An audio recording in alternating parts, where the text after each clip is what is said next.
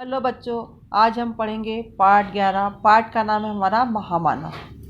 आज से लगभग 14 साल पहले की बात है। कितने साल? 14 साल पहले की बात है। अरब के नकलिस्तान में एक गरीब बुढ़िया घर जलाने के लिए सूखी लकड़ियाँ चुन रही थी।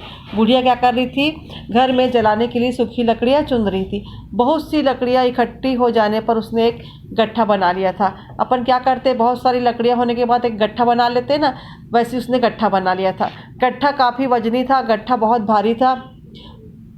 निरंतर प्रयत्नों के बाद भी उस गट्ठे को बुढ़िया अपने सिर पर नहीं उठा पा रही थी। बुढ़िया बहुत कोशिश कर रही थी परंतु गट्ठे को अपने सिर पे नहीं उठा पाई। हताश होकर सहायता के लिए इधर उधर देखने लगी। वो एकदम निराश हो गई और सहायता के लिए इधर उधर देखने लगी, किंतु उसे दूर दूर तक कोई नजर नहीं आया। उसको दूर दूर तक भी कोई दिखाई नहीं दिया। बहुत समय के पश्चात सामने से एक अजनबी आता हुआ दिखाई दिया। बहुत देर के बाद सामने से कोई एक अजनबी आते हुए उसको दिखाई दिया। बुढ़िया ने उसे सहायता के लिए पुकारा, मतलब मेरी मदद करो, ऐसा टाइप का। बेटा जरा हाथ लगाकर यह गट्ठा मेरे सिर पर रख दो। बुढ़िया क्या बोलती है, थोड़ा सा गट्ठे को पकड़ो और मेरे सिर पर रख दो। लकड़ियाँ अधिक हो गई, लकड़ियाँ बहुत ज़्यादा हो गई, जिसके कारण मैं अकेले इसे उठा नहीं पा रही हूँ। लकड़ी का गट्ठा जब भारी हो गया है इसलिए वो उसको अकेले नहीं उठा पा रही थी। मेरी सहायता कर, अल्लाह तेरा भला करेगा। क्या बोलती है बुढ़िया? मेरी सहायता कर, अल्लाह तेरा भला करेगा। राहगीर मुस्कुराते हुए कहा, अम्मा तू तो बहुत कमज़ोर है, इतना बड़ा गट्ठा कैसे उठा पाएगी? राहगीर बोलता है कि अम्मा तू तो बहुत ज़्यादा कमज़ोर है, इतना बड़ा भारी गट्ठा कैसे उठा पाएगी? मैं भी शहर की ओर जा रहा हूँ, ला इसे मैं उठा लेता हूँ। वो बोलता है कि मैं शहर जा रहा हूँ, ला इसे दे, मैं उठा लेता हूँ।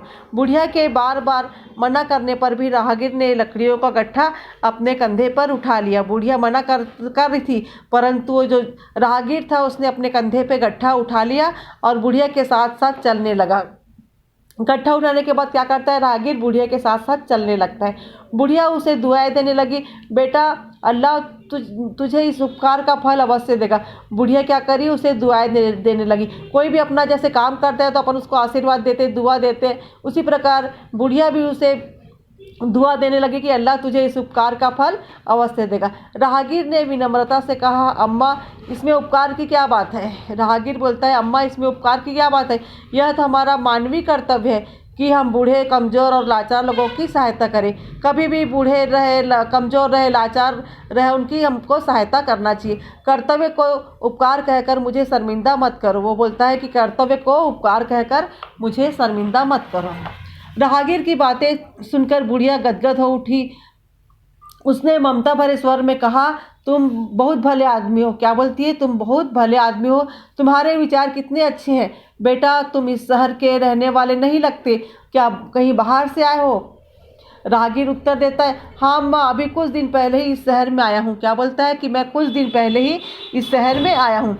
तो बेटा तुम इस शहर में नए हो, शायद तुम्हें मालूम नहीं होगा कि आजकल हमारे शहर में एक जादूगर आया हुआ है। वो बोलती है कि इस शहर में तुम नए आए हो क्या? तुमको पता नहीं हमारे शहर में कोई जादूगर आया है जो बड़ा खतरनाक है।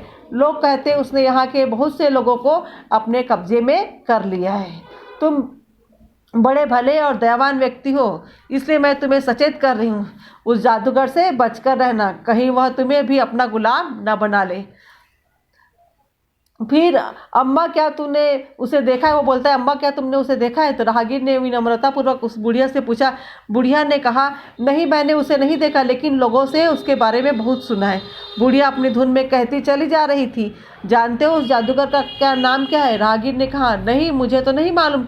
बुढ़िया ने बताया, उसका नाम मोहम्मद है। बुढ़िया क्या बोलती है? उसका नाम मोहम्मद है, वह एक बड़ा जादूगर है। उससे जो भी मिलता है वह उसका गुलाम बन जाता है। वो बोलती है कि उससे जो भी मिलता है वह उसका गुलाम बन जाता है। तुम उससे हमेशा बच कर रहना। वो उसको बोलती कि तुम हमेशा उससे बच कर रहना।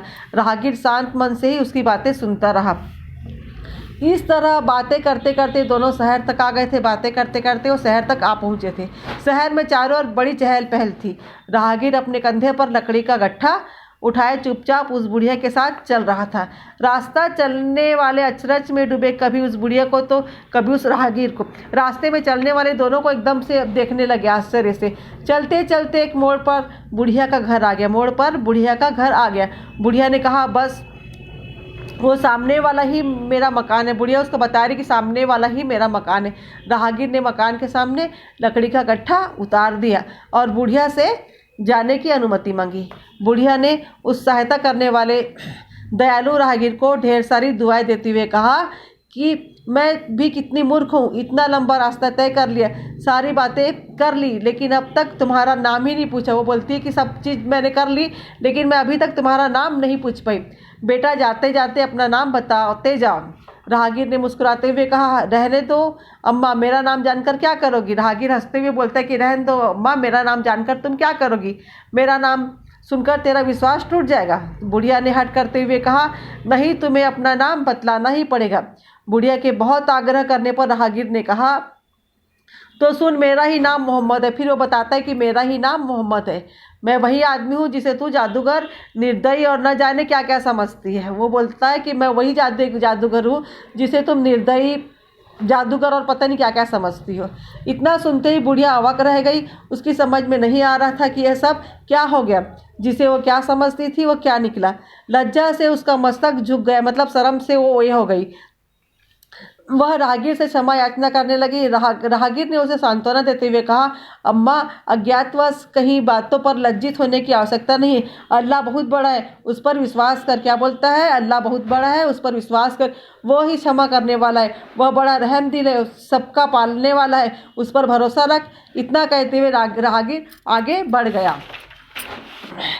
बुढ़िया उसे श्रद्धा और स्नेह भरी निगाहों से अपलक देखती रही।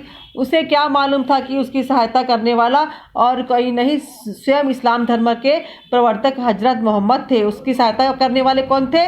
हजरत मोहम्मद थे। वह लज्जा और पश्चाताप की पीड़ा से तड़प उठी और अल्लाह से क्या करी, क्षमा याचना करने लगी।